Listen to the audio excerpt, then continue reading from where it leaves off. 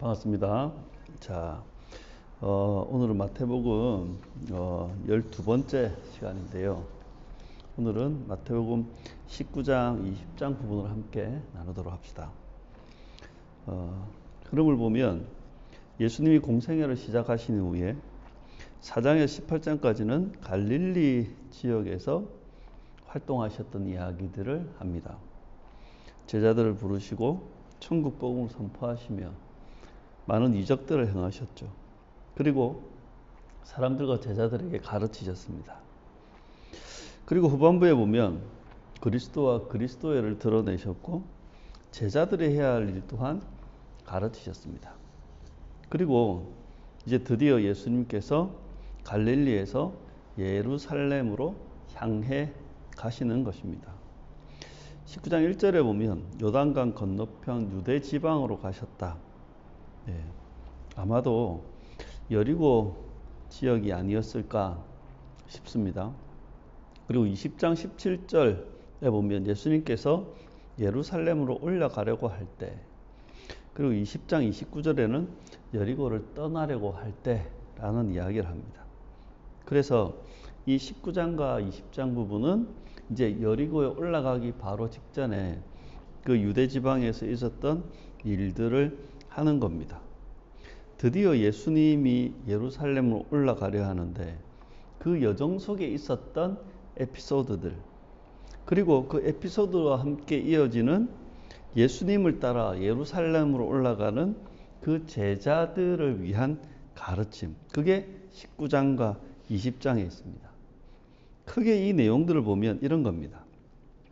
잘못된 통념으로 살아가는 그 사람들, 그 제자들을 향해서 그렇지 않다는 이야기를 하는 겁니다. 그리고 하늘나라, 이 천국에서의 올바른 개념들을 가르치시며 그것을 제대로 알도록 예수님께서 말씀하시는 것입니다. 내용들을 보면 크게 한 4덩어리 정도로 나눌 수 있는데, 첫 번째 덩어리가 19장 1절에서 12절 이혼 논쟁으로 시작되는 이야기입니다. 바리새인들이 와서 남편이 아내를 버려도 되는가? 라고 하는 질문 속에 예수님은 하나님을 창조하신 분이 본래부터 그들을 남자와 여자로 지으셨고 사람이 그 부모를 떠나서 아내와 합하여 그 둘이 한 몸이 되었기에 이제 둘이 아니라 한 몸이다. 그래서 하나님이 짝지어 주신 것을 사람이 나눌 수는 없다. 그런 이야기를 합니다. 그자 바리새인들은 아니 모세는 이혼 증서를 써주고 아내를 버려도 된다고 명령한 게 아닙니까? 그랬더니 예수님께서 그것은 너희의 마음이 완악하기 때문이지 본래부터 그런 건 아니다. 음행한 이후에 아내를 버리고 다른 여자에게 장가드는 사람은 간음하는 것이다. 그러자 제자들이 이렇게 이야기합니다. 그럴 바에는 차라리 장가들지 않는 것이 좋겠습니다. 그러자 예수님이 태생적으로나 후천적으로 장가들 수 없는 사람, 그 고자도 있지만 천국을 위하여 스스로 장가들지 않는 사람도 있다. 하지만 이 말을 받아들일 수 있는 사람만 받아들여라 라고 이야기를 합니다. 그러니까 이 19장, 20장의 이야기는 크게 4덩어리 정도의 이야기가 있고 그 각각의 이야기마다 앞에는 뭔가 그때의 상황, 에피소드들로 이어지지만 뒤의 이야기는 그것이 제자들과 예수님의 대화, 가르침으로 연결되는 겁니다. 보면 바리새인들은 하나님이 치유와 회복을 위해 주신 이 율법을 그들은 싸우고 다투고 비난하고 정죄하고 파괴하고 죽이는 데 사용하고 있어요. 언약적인 복된 삶을 위해, 건강하고 온전한 삶을 위해, 거룩한 삶을 위해 주신 이 율법을 바리새인들은 자기들의 이익과 편리대로, 심지어 자기들의 욕망을 정당화하는 수단으로 사용한다고요. 심지어 하나님의 아들을, 그리스도를 믿고 순복하라고 주신 이 말씀을 그들은 그리스도를 대적하고 시험하고 죽이는 무기로 사용하고 있는 겁니다. 율법을 수단화하고 그것 도구화하는 사람들의 특징은 그 율법에 담겨 있는 정신, 그 율법을 제정하신 하나님의 뜻에는 아무런 관심이 없어요. 오로지 문자적인 규정만 사용하고 이용할 뿐인 거죠. 당시 유대 사회는 결혼 제도에 있어서 언약의 중요성이나 부부간의 연합과 평등이라고 하는 이 성경의 정신에는 관심이 없어요. 한 발 더 나가 차별 없는 인간의 존엄성과 사회적 약자, 여자에 대한 보호를 이야기하는 이 율법의 정신은 터부시합니다. 유대 사회가 율법을 사용하고 강조하긴 하지만 정작 그 율법은 남자, 지배자, 권력자, 기득권자들의 이익과 편리를 위한 도구이고 기존의 사회 질서를 유지하기 위한 수단일 뿐인 것입니다.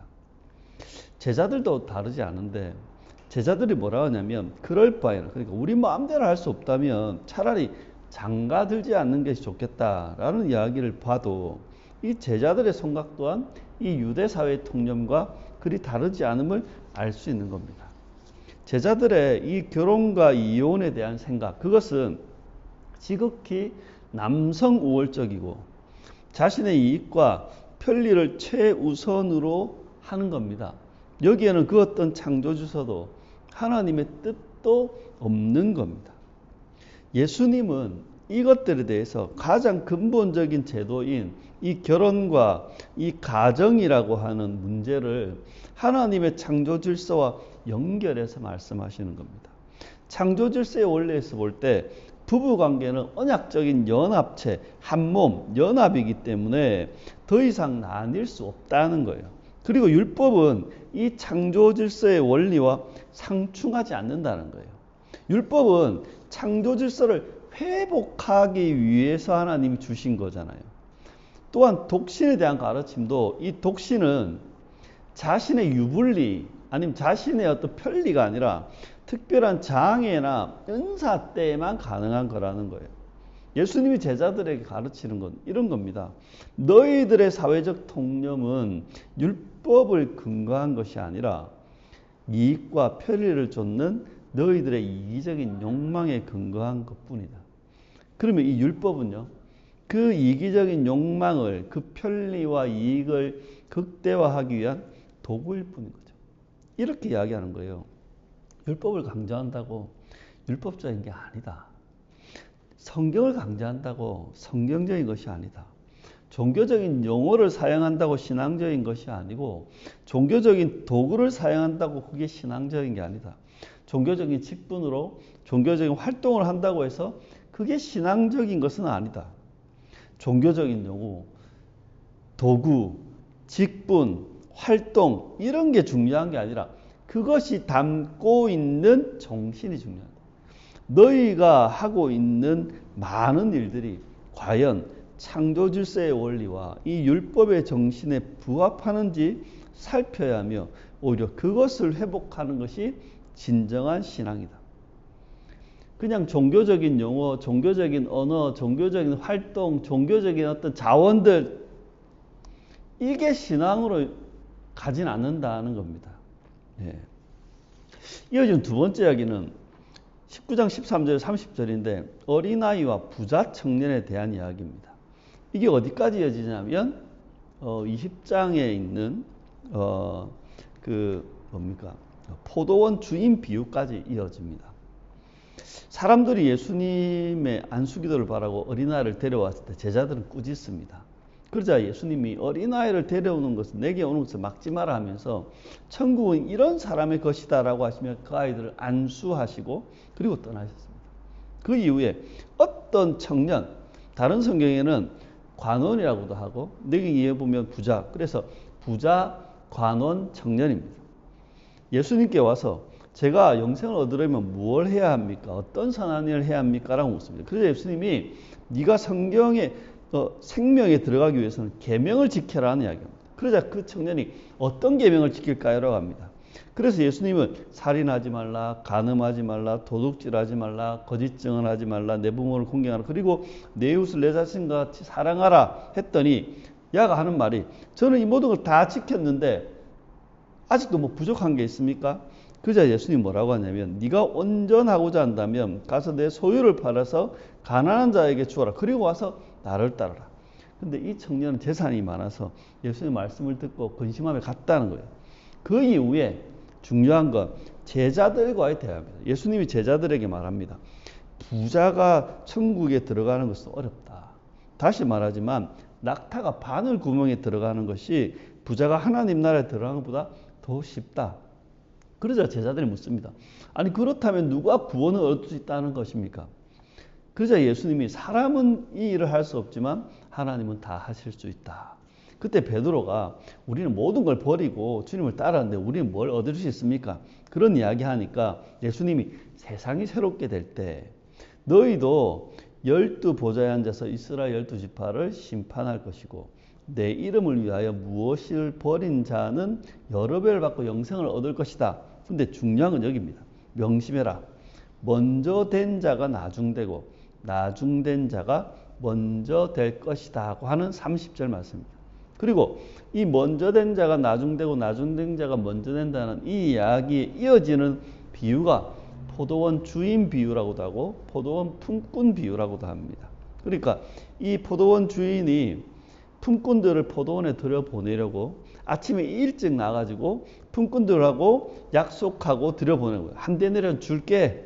그리고 9시에 가보니 사람이 있어가지고 또 그 사람들을 내가 적당한 품삯을 줄 테니까 들여보내고 또 정오에도 3시에도 똑같이 하고 마지막 오후 5시에 6시가 마감인데 오후 5시에 또 나가보니까 사람들이 그들을 또 포도원에 보내보냅니다.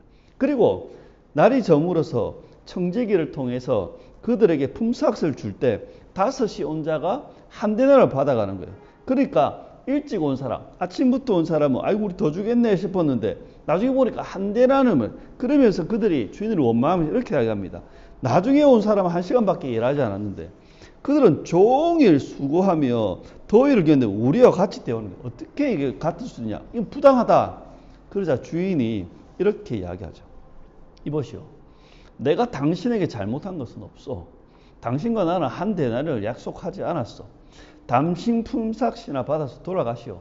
나중에 온 이 사람에게 당신과 같이 주는 것은 내 뜻이요. 내 것을 가지고 내 뜻대로 할 수 없단 말이요.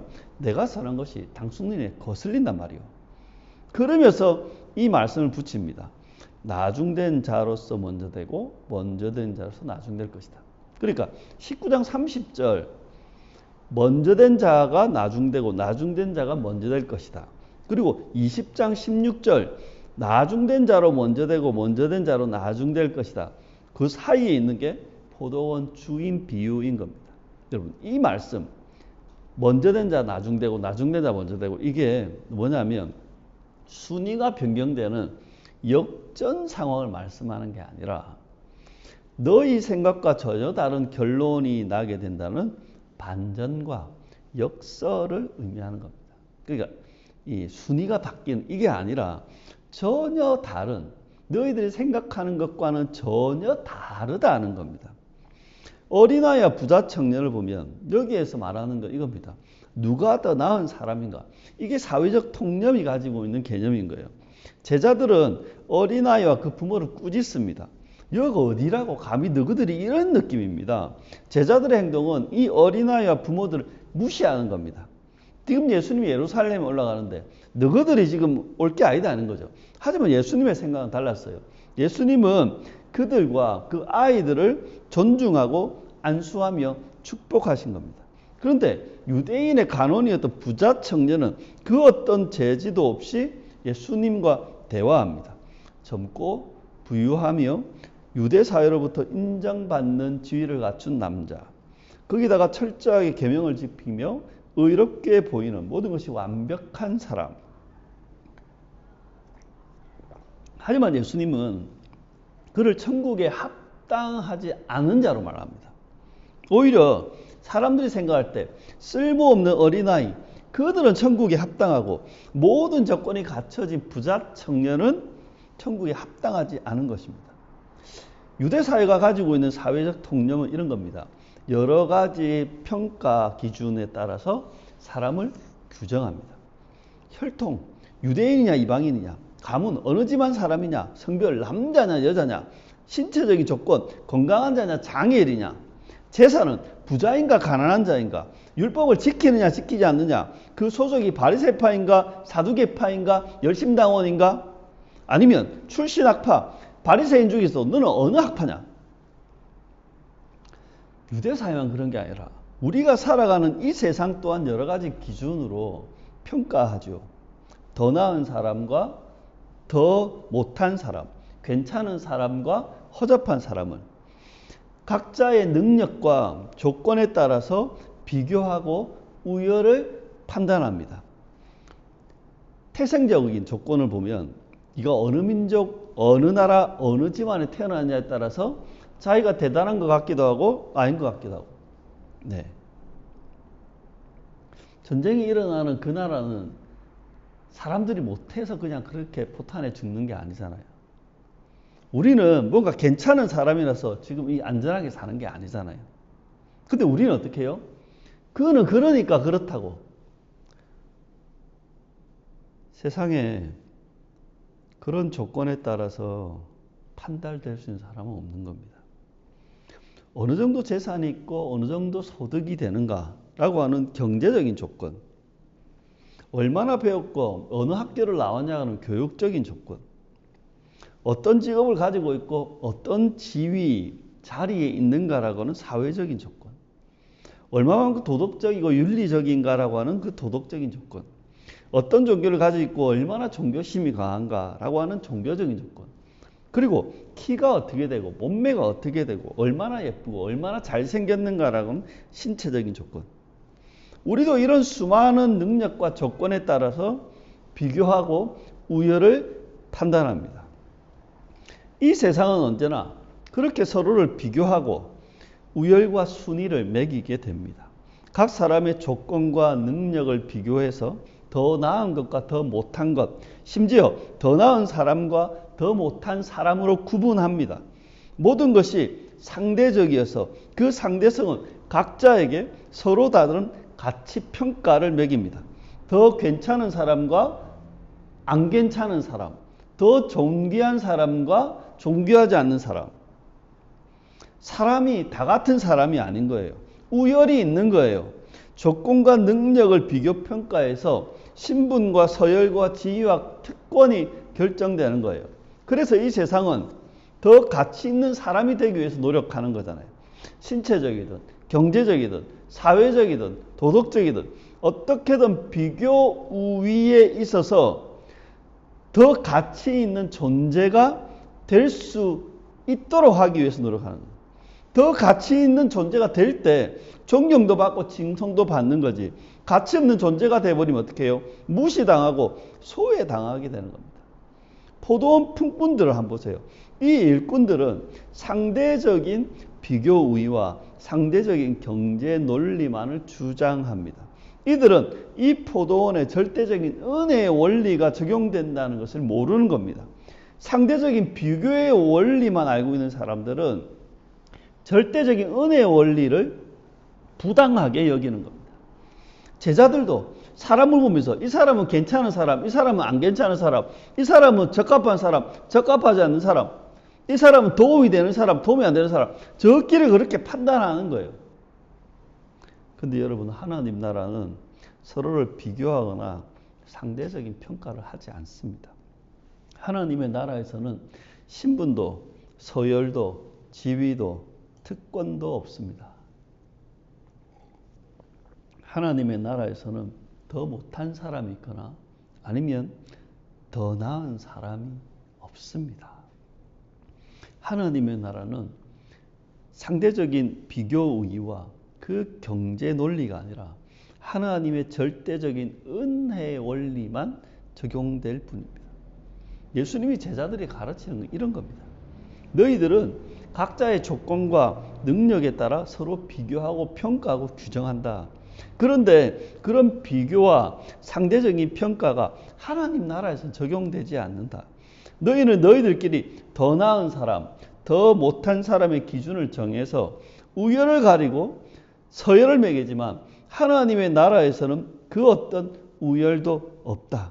이 세상에 당연하게 여기는 상대적인 비교 우위의 통념에서 이제 좀 벗어나라. 상대적으로 비교하고 평가해서 우열을 규정하는 이 세상의 기준은 하나님 나라에서 적용되지 않는다. 천국에서는 하나님의 절대적인 기준으로만 사람과 세상을 보아야 한다. 근데 어리석은 사람은 어떻게 해요?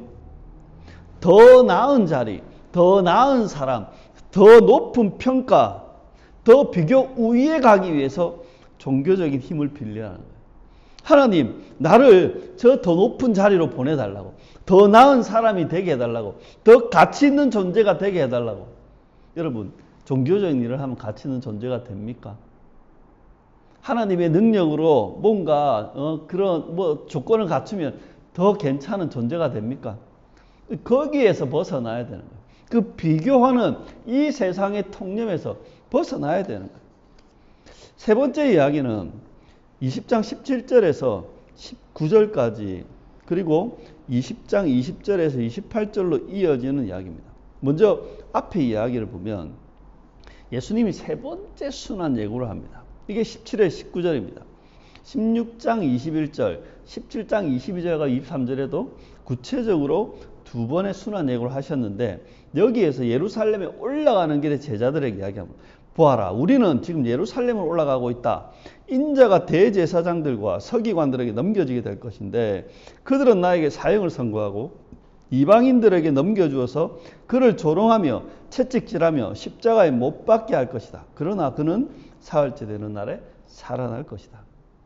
그럼 이 이야기 들으면 제자들도 뭔가 깨닫는 게 있어야 되는데 그 다음 반응이 뭐냐면 야고보하고 요한의 어머니가 가들하고 같이 와가지고 예수님에게 부탁하는 겁니다. 나의 두 아들을 주의 나라에 하나는 오른쪽에 하나는 왼쪽에 좀 앉혀주십시오.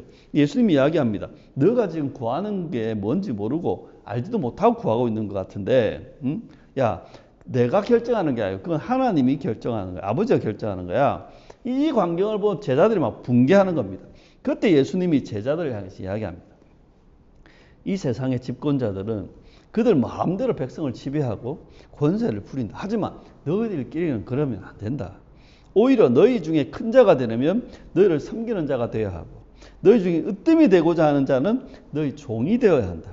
인자는 섬김을 받으러 온 것이 아니라 섬기려고 왔고 자기 목숨을 많은 사람의 대속물로 주려고 왔다라는 이야기랍니다. 여러분, 예수님은 그리스도의 일을 위해 고난과 죽음을 각오하고 예루살렘을 가고 있는데 제자들은 예수님의 이 예루살렘으로 가는 이 길이 혁명적인 국가를 건설하는 그 길로 기대하고 있는 겁니다. 그래서 혁명적인 그 국가에서 자신들의 지위와 계급을 놓고 경쟁하는 겁니다. 네. 이 사회의 가장 핵심적인 통념 중에 하나는 경쟁심입니다. 이 세상은 계급이 나눠져 있고 그 계급 안에서의 경쟁과 계급 간의 투쟁이 벌어지고 있습니다. 결국 모든 대상은 잠재적인 경쟁자이고 경쟁에서 승리한 이 승자는 이 세상의 모든 자원을 독식하게 되는 겁니다. 그래서 이 세상은 서로에 대해서 경쟁적이고 적대적인 겁니다. 경쟁에서 승리한 사람은 승자, 권력자, 지배자, 상류층이 되어서 돈과 권력과 지위를 얻게 됩니다. 사람들이 있는 곳에서는 어디서나 경쟁이 있고 승자와 패자가 나뉘게 됩니다. 이 경쟁이 격해지면 투쟁이 되고 목숨을 내놓고 싸우면 전쟁이 됩니다. 하지만 하나님의 나라는 서로를 경쟁의 대상으로 보지 않습니다. 하나님의 나라는 승자와 패자의 구분이 존재하지 않습니다. 하나님의 나라는 모두가 언약으로 하나 된 자들입니다. 하나님의 나라는 더 이상 계급이나 신분이 없습니다. 하나님만 높지 하나님 외에는 다 같은 겁니다. 누가 높고 누가 낮은 것이 없고 모두 평등합니다. 굳이 있다면 더 많이 섬기고 더 많이 사랑하는 자는 있을 수 있지만 하지만 이건 경쟁이나 순위가 아닌 겁니다. 예수님이 제자들에게 가르치는 건 이런 겁니다. 경쟁심에서 좀 벗어나라. 싸우고 다투고 투쟁하고 쟁취하려고 하지 마라. 승자가 되려고, 권력자가 되려고, 지배자가 되려고 하지 마라. 이기려 하지 말고 사이좋게 지내며 화평해라. 높아지려고 하지 말고 서로를 존중하고 귀하게 여겨라. 지배하려고 하지 말고 섬기며 도와라. 권력자가 되려고 하지 말고 따뜻한 권위자로서 돌보며 사랑해라. 싸우거나 빼앗으려고 하지 말고 친하게 지내며 나누며 살아라. 그 경쟁에서, 그 서열 다툼에서 좀 벗어나라는 겁니다. 이 앞에서의 이 이야기들 종합해보면 이렇게 됩니다. 천국 복음은 우리의 사회적 통념과 종교적 통념과는 다르다는 겁니다. 우리가 천국 백성이라면, 천국의 제자라면 이제는 천국의 기준, 천국의 원리, 천국의 방식으로 살아야 합니다. 그러려면 지금까지 가지고 있던 우리의 사회적 통념, 종교적 통념은 좀 버려야 하는 겁니다. 먼저 종교적인 용어와 그 요소들이 충만하다고 그것이 신앙적인 것은 아닌 겁니다. 종교적인 용어, 종교적인 신분, 종교적인 활동, 종교적인 성과가 아니라 기독교 신앙의 본질을 알아야 하고 기독교 신앙의 원리와 제대로 정신을 제대로 알고 믿어야 한다는 겁니다. 두 번째는 상대적인 기준으로 평가하고 비교하는 그런 통념에서 벗어나야 된다. 조건과 능력으로 나와 다른 사람을 비교하거나 평가하지 말아야 하는 겁니다. 천국에서는 더 나은 사람도 더 못한 사람도 없습니다. 하나님과 하나님의 말씀이라는 절대 기준 앞에 모든 사람은 귀하고 존중받아야 합니다. 그러니 남들과 비교해서 뭔가 있다고 잘난 체 하지 말고 겸손하게 살아야 됩니다. 남들과 비교하면서 뭐가 없다고 기죽어 살지 말고 씩씩하고 당당하게 살아야 하는 겁니다. 세 번째, 경쟁과 이 계급 구조, 서열 구조에서 벗어나야 되는 겁니다. 우리는 경쟁적인 세상에 너무나 길들여져 있습니다. 승자와 패자가 되어서 더 많이 가지고, 지배자가 돼서 더 많이 가지고, 더 많이 누리고, 뭐 그러려고 더 이상 좀 그만하라는 겁니다. 오히려 화평케 하는 자, 섬기는 자, 나누는 자, 돕는 자가 되어야 하는 겁니다. 우리의 가족들을 향해, 우리의 친구들과 우리의 이웃들에게 이제 더 이상 경쟁자가 아니라 돕는 배필이라고 하는 창조적 존재로, 창조 질서에 합당한 그 존재로 우리는 살아야 하지 않겠습니까? 그리고 이 20장의 마지막 이야기는 29절 34절에 짧게 두 맹인을 고친 이야기가 나옵니다. 여리고를 이제 가려고 할 때 두 맹인이 소리를 지릅니다. 다윗의 자손이 우리를 불쌍히 여기소서. 그래서 예수님이 걸음을 멈춰서 그들을 불러서 너희에게 내가 뭘 해줄까? 원하는 게 뭐냐? 그랬더니 눈을 뜨는 것입니다. 그러자 예수님이 그들을 불쌍히 여기시며 그들의 눈을 만지십니다. 그러자 그들이 보게 되었고 그들도 예수님을 따랐다. 중요한 것은 끝입니다. 보게 되었고 따랐다. 여러분, 예수님이 예루살렘에 올라가는 이유, 그것은 혁명이나 사회 전복이 아닙니다. 예수님은 유대 사회와 로마 제국을 점령하거나 정복하려고 하는 게 아닙니다.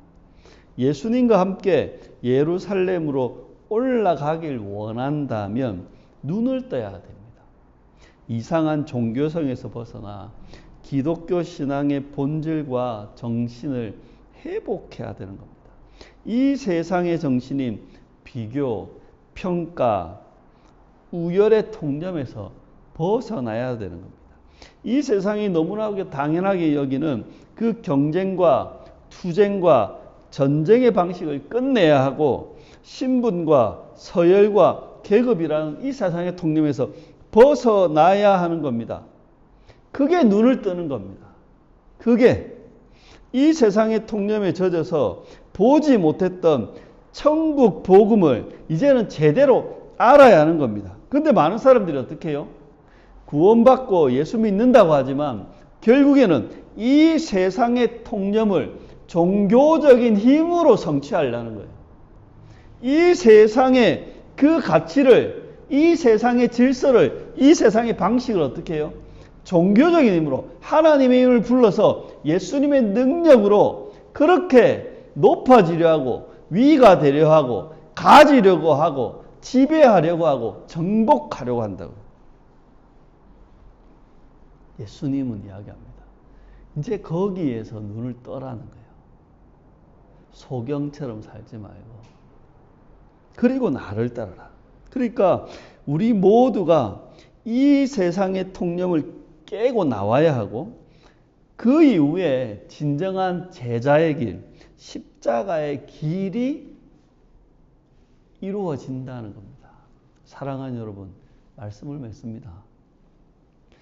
이 소경이, 이 두 맹인이 드디어 보게 되고 예수님을 따라가는 것처럼 예수님의 제자인 우리도 이 세상의 통념을 깨고 나와서 진정한 제자의 길, 십자가의 길을 함께 따라갈 수 있기를 진심으로 축원드립니다.